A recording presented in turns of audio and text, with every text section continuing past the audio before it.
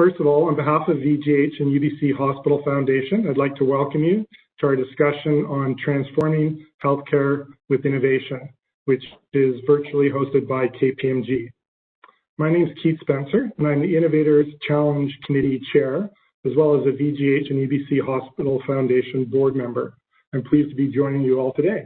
I want to start by acknowledging the ancestral lands of the Coast Salish people, Musqueam, Salish, and Tsleil-Waututh, whose lands the VGH and UBC hospitals reside on. We are grateful to them for this land. Today we're here to provide you an insight into healthcare innovation. Innovation is the creation, development, and implementation of a new product, process, or service. Its aim is to improve efficiency, effectiveness, or competitive advantage in a healthcare system. And specifically, this can range from medical research to technological breakthroughs, and it can be changes to procedures and practices that surround patient care. Several years ago, we consulted leaders in the business community and in healthcare about the role the foundation could play to stimulate innovation in our public healthcare system. Based on those consultations, we created and launched the Innovators Challenge in 2018. We'll share with you today an update on our past competitors. In addition, we'll be joined by just a few of the healthcare leaders who will share with us their perspective on innovation. At the pinnacle of specialized healthcare in BC, we have many talented clinical researchers who are redefining the boundaries of medicine. And we're very proud that as a foundation, and with the support of you, our donors, we have seed funded many of our researchers and physicians working on the frontiers of medical science and patient care. So now I just want to say I have the pleasure of introducing our distinguished panel to each of you. Each has a particular perspective on innovation and a distinct role in our healthcare ecosystem in BC. Joining our panel today is Paul Geyer, who's the CEO of Discovery Parks and Nimbus Synergies, Inc., which are funds that invest in the local technology landscape. Paul's also a director of the VGH and UBC Hospital Foundation and chair of the foundation's Innovation Council. And he's also involved in the Innovators Challenge event. And Paul's also a very well-established and highly regarded luminary in the local technology scene. Also joining us is Dr. Kendall Ho, who's a VGH emergency physician. He's a lead and professor of the Digital Emergency Medicine, which is part of the Department of Emergency Medicine in the Faculty of Medicine. He's an academic director of the Cloud Innovation Center, and Kendall was also one of our researchers for our inaugural Innovators Challenge event in 2018. So welcome, Kendall. Also joining us is Dr. Dianne Miller, who's a gynecologic oncologist and co-founder of OVCARE. And Dianne was also our 2019 Lifetime Achievement Award winner and was recognized with this achievement at our 2019 Innovators Challenge event. Welcome, Dianne. So thank you all for joining us today. Just a gentle reminder that if you have any questions for our panel, you can submit them in the Q&A section, which is on the right-hand side of your screen. And we'll do our best to answer your questions at the end. What we'll do in terms of today's agenda is we'll ask a number of questions of the panel for the first 20 to 25 minutes. Then we'll give attendees the opportunity to ask questions. And then we'll highlight through a video some of the past Innovators Challenge Award winners and give you a perspective on where they are today. So to start off with the panel, what we'll do is we'll go through an order asking questions of each panelist. And the first question is, what does innovation mean to you? And I'll start off with Paul Geyer. What does innovation mean to you in the sense of philanthropy? Thanks, Keith. The first thing people think about when they think about innovation is drugs and devices, because that's what you hear about in the news and so forth. But one of the key areas that's going to be critical for us and the community going forward is for us to have innovation in how we run our systems. So systematic improvement, using technology to drive that improvement, to drive efficiency, to drive better outcomes and so forth.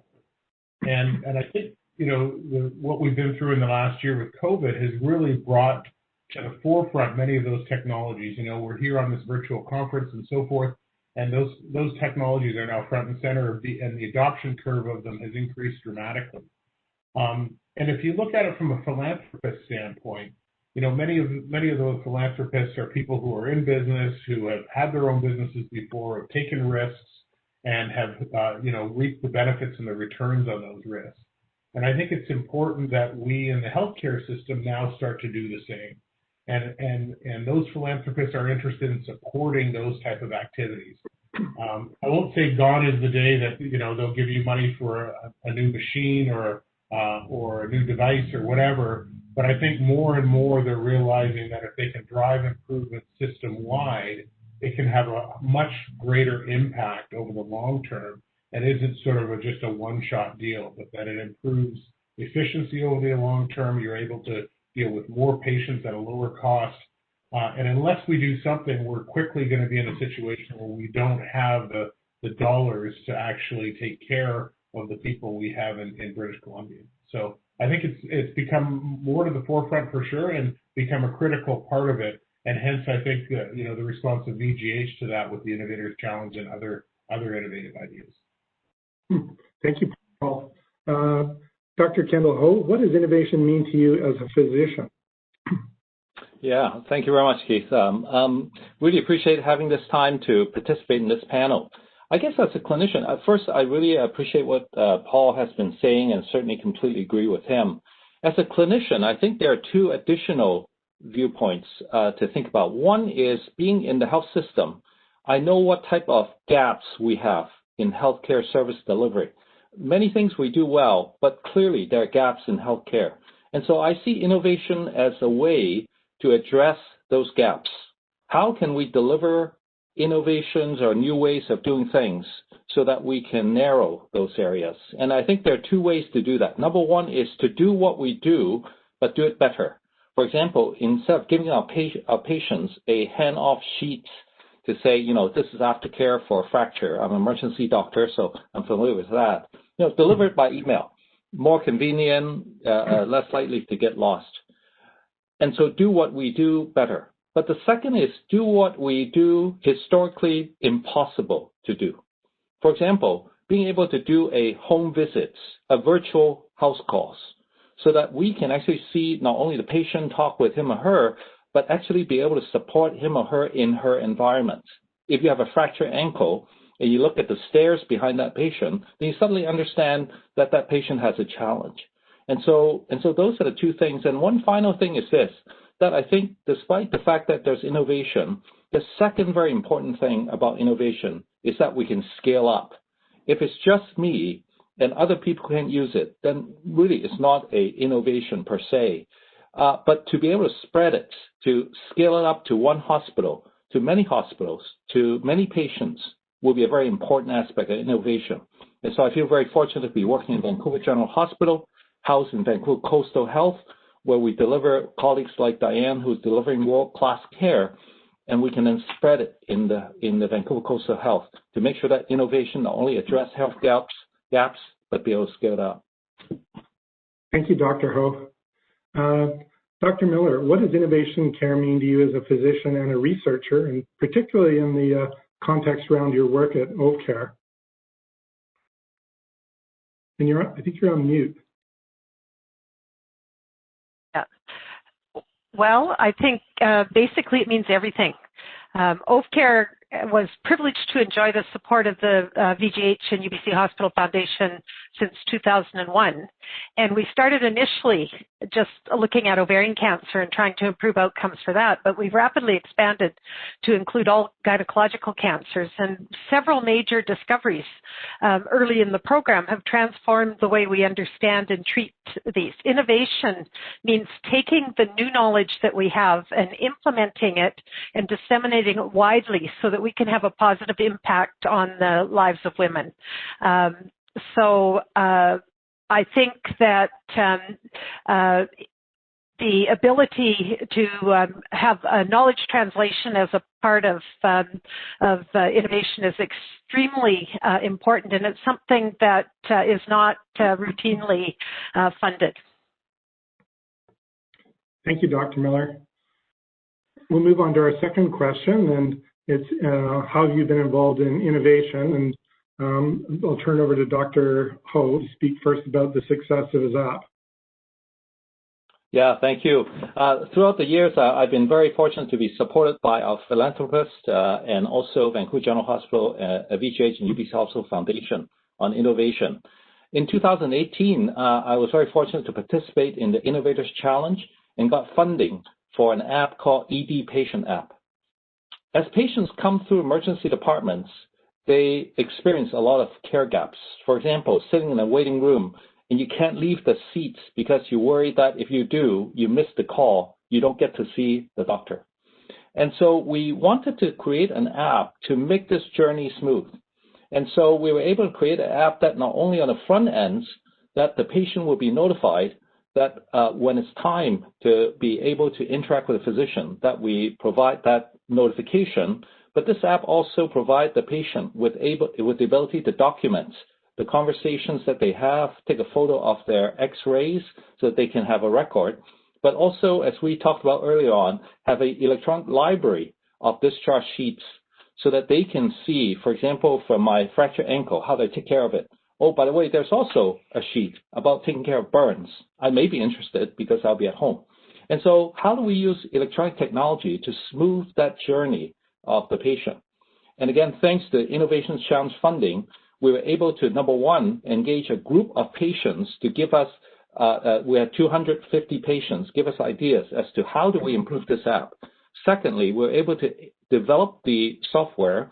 And third is to implement it at Vancouver General Hospital Emergency Department so that we know it in real life, how does that work? And now we're actually introducing it to the provincial service of HealthLink BC 811. We're working on how do we introduce that app there, and also working with BC Emergency Medicine Network to make these types of information sheets more available to people. And so very fortunate that we were able to have that grant to get us started. Thank you, Dr. Ho. And Dr. Miller, what does innovation mean to you as a physician? Could you speak about the project within OVCARE? Well, thank you very much. Over the years, our program has developed many new insights into the origins and causes of gynecological cancer. And understanding these diseases has enabled us to develop new strategies for prevention, screening, and treatment. We realistically estimate that we'll be able to decrease death and suffering from gynecological cancers by almost half in 2040, which is stunning. One example, and I think that this kind of shows you what we could do with knowledge translation, is that an early discovery by our group and others is that the commonest form of ovarian cancer, the high-grade serous cancers, develop in the fallopian tube, not in the ovary, as had been thought for centuries. This new insight led us to realize that there were many opportunities for prevention of this cancer by removing the fallopian tubes in women undergoing elective surgery after completion of their families. Over a third of women will have hysterectomies in their lifetime, tubal ligations, or surgery on the ovaries. This gives plenty of opportunities for prevention of this cancer by removal of the fallopian tubes, a simple and non-morbid addition to the operation, which also does not cost the health system another cent. In addition to this, almost a quarter of the women who develop these high-grade serous cancers carry with them an inherited mutation predisposing them to this cancer. We can screen for this, and we now routinely screen for this mutation in families with high-grade serous cancers in the pedigree. And by doing this, we can then use interventions to prevent the development of the cancers. So it is very realistic that we can decrease the incidence of this cancer by 50%. We started our opportunistic self-injectomy program in 2010, and we estimated it would take 10 to 15 years to start to see the decrease in incidence of the cancer, and we're already starting to see that, which is very gratifying. Most women who have hysterectomies have them in their 30s and 40s, and most of these cancers occur in 50s and 60s. So we knew that there would be a time lag, but it's very exciting that right now we're starting to see a decrease in the incidence of this cancer, and particularly decrease in incidence in women that have had their fallopian tubes removed. This innovation of ovarian cancer prevention through opportunistic self-injectomy has gone viral around the world. And every major developed country has adopted the Vancouver approach. It's becoming apparent now that thousands and thousands of women's lives have been saved, not to mention healthcare dollars, because if there's one thing better than curing a cancer, it's never getting it in the first place. Yeah, thank you, Dr. Miller. I was actually on the OVCARE website earlier today looking at it, and I had no appreciation for how significant an issue ovarian cancer is and how widespread. So it's great to know that we're a world-class leading entity here in Vancouver that's actually looking at this problem. Let's see, Paul, just speaking about philanthropy and the involvement with the foundation and how that relates to innovation. Yeah, thanks, Keith. You know, from my background, I've been involved in innovation for 30 some odd years in the medical devices sphere, from, you know, helping to build artificial heart valves to cardiovascular products and others. And, you know, about 4 or 5 years ago, I was approached by the foundation about what could we do to entice innovation within the hospital, to recognize excellence and recognize those people innovating in the hospital, as well as to help them get their feet off the ground and get their product or their technology into widespread use and widespread adoption. And in having that conversation, we realized that, you know, there's got to be some way that we can actually make it easier for clinicians and physicians to actually get those ideas out to market. And really thought that one of the ways to spur that would be fun and interesting would be to have sort of a Dragon's Den type opportunity to do that. So as part of the Innovators Challenge, we do 2 things. One, we recognize excellence and we recognize the Lifetime Achievement Award. And then secondly, we have a competition between a number of different innovators in bringing their products or technology to marketplace, and recognize that with some cash awards and so forth. And I think by doing so, you know, you really change the mantra from why should I do anything? Why not just do what we've been doing before? You know, it works. We can just keep on doing that, and that works fine, to getting recognized for making those leaps and bounds in innovation and making those changes that will have systematic improvements and improve healthcare for all. So I think the Innovators Challenge was a great idea. We started off a few years ago. It's now been running for 2 or 3 years. Unfortunately, this year we weren't able to run it due to COVID, but are hoping to do so starting this spring again. You know, the incredible ideas that come in front of the council for review are just unbelievable to me. And it's great to see that there's so many clinicians who are going, we can make this better, we can change this. And with the help of the foundation and philanthropists, I think it's going to make that journey much more easy and much more attainable. Thanks, Paul. Yeah, it's always struck me that a workplace in the healthcare system is always a great avenue to, you know, come up with ideas and look to them to get funded in unconventional ways. And so I think this is just a great opportunity. Let's see. So moving on to our third question. What do you foresee as the biggest challenge facing healthcare in the next 12 months? And I'll start with Dr. Ho. Yeah, I think I'd like to maybe point out the fact that maybe mindset is one of those challenges. I don't mean it in a negative way. The foundational aspects of medicine, when we learned it, is do no harm in whatever you do. And so it's very important for us to identify the health gaps that we talked about, because those are the areas when patients may fall between the cracks and start to harm. The challenge, though, with innovation is as we introduce the innovation, can we also continue to safeguard to make sure that patients are not harmed while the innovation is being introduced? I think that's going to be an important area of challenge, especially facing healthcare, to say, as we are having, as Paul said, you know, shrinking dollars or the economy, especially, you know, over the next few years, how do we make sure we sustain the healthcare that we have and use innovation to do so, but at the same time, make sure that our patients are not harmed?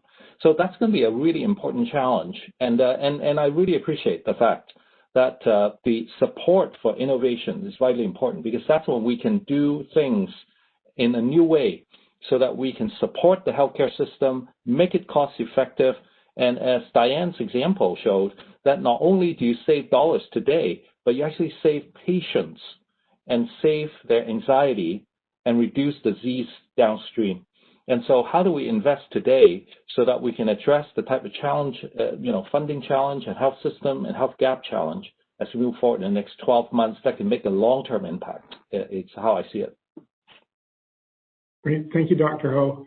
Dianne, what do you foresee as the biggest challenge facing healthcare in the next 12 months? Yeah, so it's interesting, we've obviously taken different spins on the question because, what I look at is we're coming out of this pandemic, or we will be coming out of the pandemic. And certainly in the cancer world, there's so many issues to deal with. With the cancer standpoint, there have been marked delays in the diagnosis, resulting in our patients presenting with more advanced disease. And that's going to require real clinical innovation to try and get back on track. And the other thing that happens with that is when the needs of clinical care are so great, research tends to take a lower priority. And I think we have to guard against losing what we've gained in the coming year, just dealing with the consequences of the pandemic. Yeah, thanks, Dan. That's one thing I've noticed just on news feeds recently, just in terms of surgeries being down, but cancer is actually being reported as down. And when you look into the data, it's not that cancers are down, but the testing for cancer is down. And so there's all these people out there with issues they don't know about. So looking for innovation in that area, I think, is extremely important. Paul, what do you think is the biggest challenge facing healthcare in the next 12 months? Yeah, I think, Keith, and everybody alluded to it, is, we had a very strained system to begin with, and then you layer on that a pandemic and surgeries being cut down significantly at the beginning, and now trying to catch up on that while still trying to treat a pandemic, as we're not out of it yet. And there's lots of things that still need to be done there for that treatment. So trying to get all that done with the same resource pool you had before is, I think, the significant challenge, and trying to get back from being behind the eight ball to, back to getting waiting lists down and so forth. And I hope we have learned from the pandemic. One of the things that's been positive is this incredible use of technology to help drive efficiency. And it's because we were forced to do so. We were forced to go virtual, and now we realize, wow, it's a lot easier to get a prescription renewed virtually than it is to go sit in a doctor's office and then wait longer, and then finally get your prescription, and you've wasted 2 or 3 hours when it could have happened potentially in 10 minutes. Those kinds of efficiencies that were necessary in a pandemic type environment. I hope we've learned from that, and we take those forward and we continue to build on that, because that's the only way we're going to move ahead and be able to be more efficient going forward. Yeah, I've certainly seen that in all the different businesses that I work with. Workflows and processes have all accelerated in terms of virtual meetings and things like that. So in one way, it's an opportunity for us. Just got one last question here. I've actually got them a little bit out of order, but just what have we, Vancouver Coastal Health and the Foundation, done successfully to support and inspire innovation? And perhaps we'll start with Dr. Miller. Great. Well, I think the most important thing that the Foundation did is they believed in our team.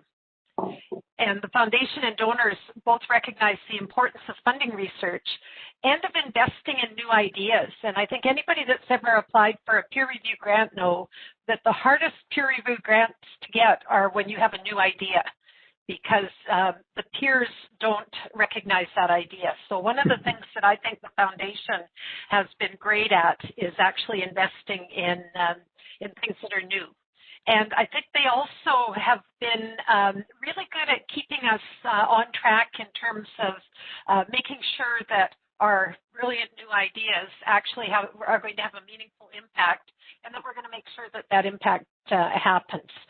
So I think I can't say enough positive about the team at the Foundation that's believed in our group and also believes in the advancement of healthcare. Thank you, Dr. Miller. Paul, what have you seen as being done successfully to support and inspire innovation within the Vancouver Coastal Health System? Yeah, well, I think the Innovators Challenge has been something new and different, and it has had a great impact, and is just starting to get legs. But I think it's the tip of the iceberg. I mean, we're giving small grants to get these things off the ground, but we all know the cost to innovate these things is significant. And I'd like to see actually things go even further, such that the foundation and other foundations like it take some of their investment funds and invest in some of these ideas. So not only do you see the ideas come to fruition and benefit patients and so forth, but then as that business grows, there's a portion of equity that comes back to the foundation, and they could be with all the great things that are happening, companies like Abcella and Stem Cell and all these companies, wouldn't it be great if our healthcare foundations owned a chunk of those, and that benefit came back to them in dividends in that way as well, that could be redeployed into the healthcare system. I think we have to look at it from both sides of the spectrum, not only helping the ventures get off the ground, but then participating in their growth and sharing in their winnings as things go forward. And that's where I'd really like to see things go in the future. Yeah, I think that's a great point, Paul. I know in the university context with research departments, you get research being spun off from professors and then into the hands of business people who then run with it and get it funded and wrapped with capital and business expertise around it. I think that's a model that we should look at. Dr. Ho, over to you. Yeah, thanks. I really agree with what Dianne and Paul said, and maybe I'll add one more thing, and that is I think the foundation is tremendous in building trusted relationships. I think the fact that the foundation spends the time, especially with the Vancouver Coastal Health operations, to understand what the system gaps are, working with us as health professionals to understand in specific delivery of care at the coalface, what are some of the innovation needs are. Also, the foundation has built up really trusted relationship with our donors, and having events like these, having the relationship with our donors can help us all to come together, not transactional to say, oh, here's an idea, I'll invest, but really collaboratively get together and co-create the future together. I think VGH and UBC Hospital Foundation has been invaluable in creating this trusted relationship dynamic so that we can all be in it. We know that we're about delivery of healthcare at the coalface, and how do we invest innovations so that we can actually solve those problems. And so in that sense, I really appreciate VGH Foundation not only create the Innovation Challenge, Paul leading in many of those things, but also bring us together for this conversation. Thanks, Dr. Ho, and just briefly, thanks to the panel for responding to those questions, and hopefully that's generated some questions amongst the audience. And again, in your right-hand corner is a box where you can submit questions to the panel, and we'll go through them in order. And we've got a couple of questions already, which I'll start with. And maybe I'll turn this over to Dr. Ho. What role are you seeing electronic records playing in BC healthcare today, and how do you see it evolving? Thank you for that question. I think electronic record plays a current role and a future role. In the current role, it's about information continuity. We hear about services being continuous. So as you see a specialist, a family doctor, a nurse, and physiotherapist, that they need to be able to make sure that the therapy to the patient is continuous. The information documented also needs to have that continuity. And electronic health record gives us the opportunity so that we can put this information into one location, as opposed to in disparate location in a drawer here, on the desk over there. That electronic environment is very important. But the second thing is that we have patients now being able to start accessing that themselves, so that it's not only about physicians or health professionals taking custodianship of it, but the patients have active roles in accessing information. So he or she can actually use that information for self-management. I think that's very exciting. And downstream, as we go forward, the electronic health record will add more data. For example, the watches that we wear, or the things that we measure about ourselves, about blood pressure. In the future, as we understand our own genomes, what are some of the characteristics of genomes, if we can also add to that foundational piece of electronic record, it helps us to discover new worlds that we can't get there. But it all starts with electronic health record, and that's why it's so exciting with that. Yeah, I agree with that, Dr. Ho. Just having a personal experience recently where I was in the emerge department and then got referred to a specialist, and then through the firm I work for, I get an annual checkup through a private healthcare. The private healthcare people weren't talking to the public system, and it was difficult to get lab results out of Life Labs. But if there's some place you could pull it all together and also give the patient access to it, I mean, to me, that's a silver bullet. But, Dr. Miller, would you like to comment on that question, just how you're seeing electronic health records playing a role in BC healthcare today and how it's evolving? Very difficult to follow Dr. Ho in this regard because he's so much ahead of the curve. But I think, I would agree with everything that he says, but I think it also makes us better physicians. And I found, I don't think we have optimized the electronic records to the point where they need to be. But I find that I'm a different doctor than I was 20 years ago. Like, I never go into a clinic without having reviewed all of the electronic files on the patients, that all of the information that's available electronically. And I go in there with a certain amount of knowledge. And I think we've been stuck in medicine in the William Osler model of patient care since the 1850s. And that is that you go in and you take a complete history and physical, and then you discuss things and you do this and that. It's probably wonderfully personal, but it's a terribly inefficient use of both your time and the patient's time. And I think the electronic records, and even such as they are right now, allow us to really optimize the analysis, the diagnosis, and determining the therapy for the patient in a much more efficient manner. Yeah, thank you, Dr. Miller. I've actually seen this with a local company called Connexia, which is doing blood testing, and I think it essentially gives a genomic printout of the patient and then recommends a specific regime to treat whatever the cancer is that's identified through the blood test. And to me, that's also a lot of good could be done in that area with people's genomic records. Well, and that's an area of healthcare that's just in its infancy right now. We can identify a lot of targets, but we haven't created the targeted therapies that we need to. So that's a whole different conversation, but I think it is important, and it's definitely coming. Thank you, Dr. Miller. Paul, do you have any thoughts on electronic health records? Yeah, maybe I could just add to Kendall's thoughts, and that is, not only is it going to empower the individual to manage their own health care, but so much so when you look at things like, I think back to, my elderly parents, and I have to go in with them and have some idea of what the treatments are and so forth. Their communication isn't as good as it used to be. It's going to be a community of care. It's not just a matter of empowering the person, but the people around the person, the family, so that they can support the activities, whatever that may be, the physiotherapist who's maybe going to be doing something with them, other healthcare providers. So I really see it being a health record that's a continuity of care and a way for those different people to collaborate on the care for the individual. Because it may be great to say, well, you have to go get this and do that, but if the person's not mobile to do it, then they're going to be relying on somebody else for that purpose. So, and I know there's local companies who are working on that community of care type environment and digitizing that so that full spectrum can be taken care of for the person. Thanks, Paul. That's an area where I see a lot of innovation, and I think there's a big playing field and opportunity for both the healthcare system and entrepreneurs to create businesses around that and improve the delivery of healthcare. Any other questions?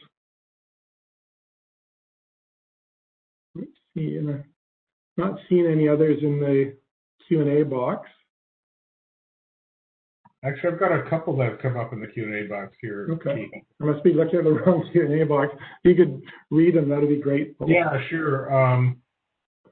So one here is clinicians and clinical staff have a primary obligation to use existing systems to care for their patients, but this makes it difficult for them to participate in collaboration with innovators to develop and evaluate new technologies. And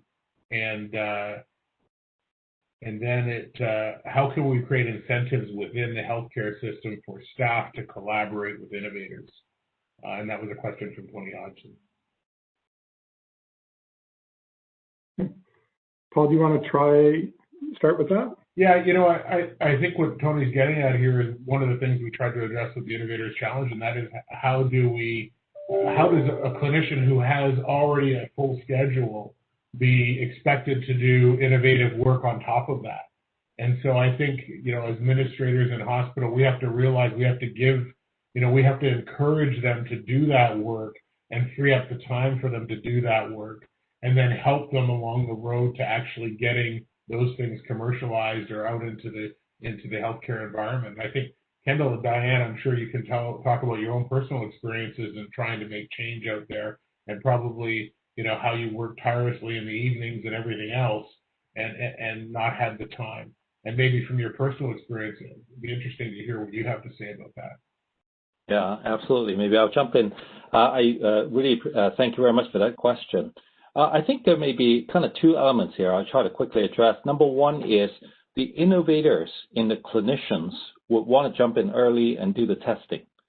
But for the implementers or the clinicians, they want something that works so that they can then incorporate. And so I think finding that partnership is a very important one. And the first one is about, you know, creating that innovation.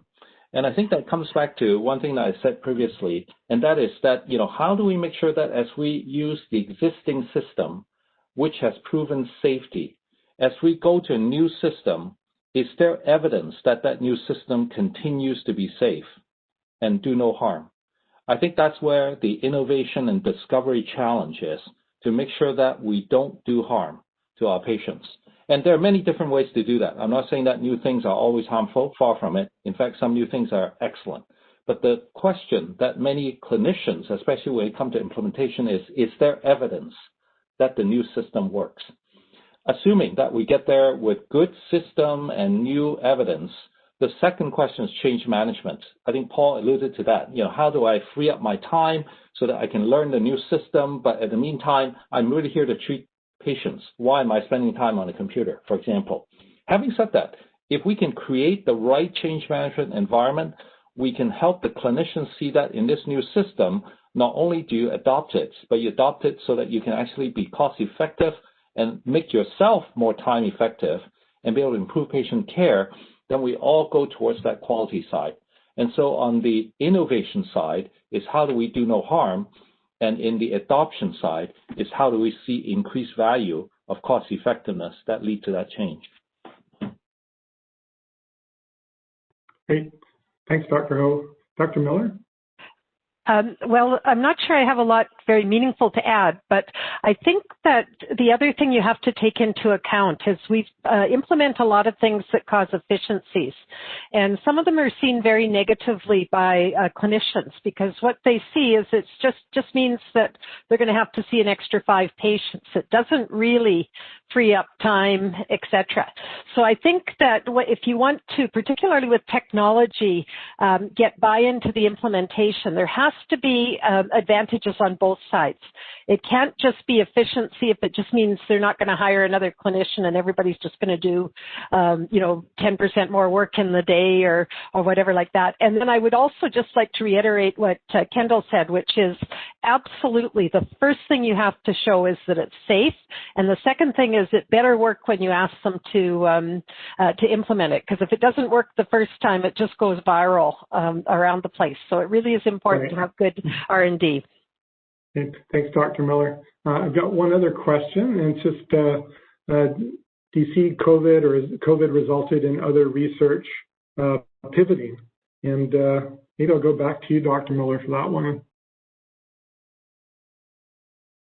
Well, I'm not a COVID researcher. I think, there certainly has been a pause put on a lot of other research, like cancer research during the COVID time, which is not to the advantage. But I think the knowledge, what I see, the huge knowledge generated from COVID is that we can do medicine differently and we can do it well differently. And I hope that we never go back to some of the things we were doing before, particularly in terms of patient follow-up and how we interact with patients. And I would just reiterate with both Paul and Kendall that, having the ability to peruse the electronic data makes us a much better doctor, and it's a much better partnership with the patient as well. I don't think that's really answered your question, but I think it is the one. Yeah, I think it's the one thing that is the major advantage of COVID. Yeah, there's been about COVID resulted in dollars moving in other directions and some projects that are underway being underfunded right now. So I think you've answered that, Dr. Miller. Dr. Ho, any thoughts on that question? Thanks. Yeah, Dianne, I agree. I think you answered that question well. Maybe I'll add two things specifically because I'm interested in digital health and virtual care research. I think one area that COVID has generated is that overnight the health system switched digital. Overnight we go to telephone. Overnight we go to desktop video conferencing. There's huge advantages. The question is, what is the best practice of using technology to interact with patients? So the question is, there will be cases where using technology would be more than sufficient. But there'll be times where the patient need to be examined. There are conditions that need to be addressed. And so how do we make sure that the digital health types of delivery is the appropriate one for that patient, for that time, for that condition? I think that's where an area of digital health research will be very important to understand. In these situations, it's entirely best practices is use virtual health. But in those situations, brick and mortar care is even more important. And also, ultimately, not look at them as two dichotomies, but to say, how do we mix digital health into brick and mortar health to completely and comprehensively help our patients? I think that's going to be a very important area, especially when we think about in the future, as we go into steady state after COVID, after we've learned as a community how to live with COVID, get it under control, how do we, as Dianne said, balance the use of digital technology with brick and mortar? I think that's going to be a very important area to look at. And then second area that's, I think is going to be very important, especially in the middle of it right now, is how do we use digital technology to do surveillance of COVID? As the cases grow, as the different variants of viruses are coming, as we're introducing vaccines, how do we make sure that not only do the vaccines remain effective as we roll out, but also to capture safety and side effects? And this is a huge area that we can use the technology to do these types of digital monitoring that historically is going to be very hard to do for a public health officer to call up everybody every day just to follow up. Yeah. Thank you, Dr. Ho. I think that's a very, very good point. And, in the back of my mind, I often wonder, well, people seem to think we're out of the woods by the time the population is vaccinated for the current virus, and that's summer of 2021. And I kind of wonder if there'll be after effects from this and variations of viruses and something we've got to live with for much longer than a 6 to 8 month period. Right. Oh, sorry, yeah. Dianne, I just wanted to add something to what Kendall said, because in my field, we have not yet learned how to do a digital pelvic exam. And but what I will say is that what we have learned to do is to do the blended digital and physical appointment. So we can do a lot of it digitally, and then the time spent in the office is really contracted down for the parts of the physical exam that cannot be digitalized. Great. Thanks, Dr. Miller. What I'll do is I'll just move to the last question that was submitted, and then I'll just ask the panel to give any final thoughts. But last question is just how do we verbalize gaps to a wider audience so that those outside of the healthcare sector can drive innovation too? And Paul, I'll start with you. That's a tough one. I mean, I think part of it has to do with communication of what we're trying to achieve here and things, and like the Innovators Challenge and so forth. I think that some of these solutions won't necessarily come from within the healthcare system, but are going to come from the adjacent technology industry where improvements are happening, and those can be adapted and applied to healthcare. One of the biggest challenges in healthcare is it's a highly regulated environment, and security of documents and security of things almost seems to be the part that drives sort of the timeline for many of these things to be developed. And it's unfortunate because, I think things could happen in much more quickly if you didn't have to put so much emphasis behind personal security and so forth. And I thought to myself, I said, if I could have this thing earlier, would I really care if somebody saw my health record? And the bottom line is no, I'd rather have the solution so that I can think. And I think there's a lot of Canadians who probably feel that way, that, if you can drive improvement, we should be doing pilots and trying these things. And if they do work, then adopting them. And so I'm a big believer in piloting new programs to try and do that. Thanks, Paul. Dr. Ho, any thoughts on that question? Yeah, thank you very much. Again, very insightful question. I think the foundation of communicating gap to an audience is about, at the end of the day, co-creation. As a clinician, I don't do technology. I don't, put together a mobile phone. It needs that relationship to do that. And so I think it really rests back to the foundation of a trust relationships, so that we can then communicate that gap. For example, in this forum, I think we've, again, thanks to all the audience that are here asking really great questions. And I imagine that as we were to continue to go forward with these, that we'll be able to bring these questions, authentic sharing of some of the gaps that we have, and we have mutual respect here and mutual consultation to say, well, what can I bring to the table as technology, and what can I bring to the table as clinical gaps? And then through that, and through trust and relationship, start to co-create that future. I think that's what that innovation challenge really brought to the fore, so that we can have that kind of exploration. So I think that kind of trust and relationship would be vital ingredient for us to be able to do that kind of sharing. Thanks, Dr. Ho. Dr. Miller, any thoughts?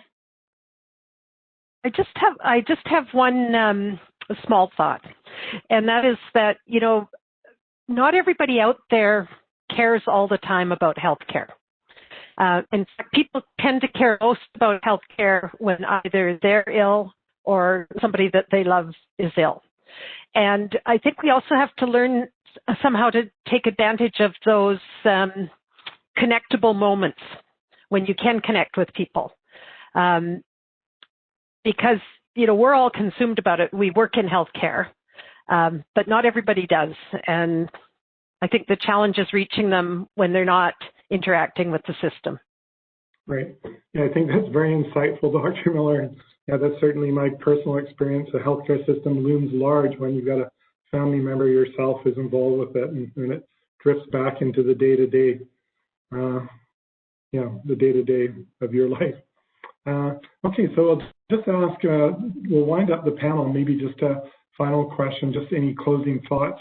And Paul, maybe I'll just come back to you. Yeah, I think I'll go back to, I think the only way we're going to see change is if we try and promote that change. And, while COVID was it was disastrous for the economy and for people in general, I think there's some nuggets there that came out of it that I'd like to see, hopefully we learn from, and that is the immediate need for innovation and how so many different groups rallied. I mean, if you look at what happened just in the vaccine development, to develop a vaccine in less than a year and have it scaled out is an absolute phenomenal feat. And so I think we need to learn from those things and carry them forward and have more of an urgency around improving things in the healthcare system using innovation. And so I think that urgency hopefully will come from people realizing that health affects everything. It affects economies, it affects jobs. It has massive impacts on those things. And we could have such a positive impact by taking a proactive approach to them. Thanks, Paul. Dr. Miller, any closing comments? I would just like to make a plea that we not forget the brain trust that we've built up in our research programs. And, you know, the PhD students, the primary investigators, the lab techs, et cetera, all have a degree of expertise, and they've been more or less shut down for much of COVID. There's a little bit going on, but not nearly the amount. And I think this is going to be a real crisis in the next year or two, because I think we'd be at risk of losing these people because a lot of grants and that there's not going to be enough money to get to the end of the project. So I would hope that, you know, we could think about some way of not losing what I would call the brain trust of our research programs. Right. That's a great point, Dr. Miller. Thank you. Dr. Ho? Yeah, thanks. Maybe I just want to support what Dianne and Paul said in those kind of connectable moments. And I just want to take a moment to also thank all the audience members. I mean, you care. I mean, you come to a forum like this so that we can have this dialogue together, so that I can hear your questions and to be able to benefit from this exchange. And so really, first of all, thank you very much for caring about our health system. Thanks for caring about Vancouver Coastal Health, what we do, and also Vancouver General Hospital in doing what we do. And secondly, really appreciate our donors to want to not only care about it, but actually put some funding forward. But it's not just about the money. It's about the fact that by being there, you demonstrate that this is an area that you care about and you believe in that solution. And so I really want, again, thank you very much for that. And finally, I want to thank VGH and UBC Hospital Foundation to be able to bring this community together. As a clinician, I may be able to approach one or two individuals, but as a community, if we all care, if we all bring this innovation urgency to the fore, and we have leaders like Paul who donate their time and energy to create this innovation committee to help us move forward, and Keith, to have you on the board to be able to support us. I feel very, very fortunate to be in Vancouver Coastal. I feel very positive that we will have innovation as a strong case for us in Vancouver Coastal Health, and the solutions that we bring, such as what Dianne has done, will bring benefits to the world.